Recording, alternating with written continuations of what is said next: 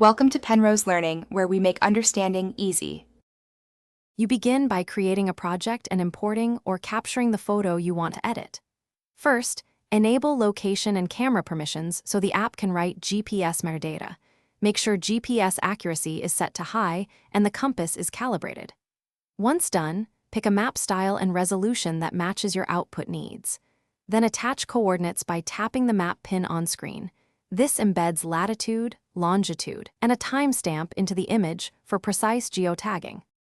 Now you refine the map overlay and metadata. You adjust opacity, scale, and rotation so the map aligns with the photo perspective. Small tweaks matter, so zoom and nudge until edges match. Next, verify or edit coordinates manually, pick decimal degrees, DMS, or UTM formats, and include altitude when needed. After that, add labels, icons, and route lines to highlight points. Make sure to set font, color, and size for legible contrast. This ensures the map is both accurate and readable. Finish by previewing the combined image and metadata before export.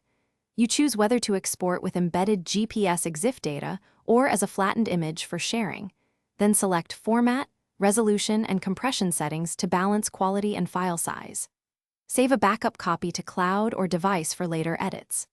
If something goes wrong, check permissions, confirm the device had a good GPS fix during capture, and clear or refresh map tiles cache. These steps resolve most export and alignment issues quickly.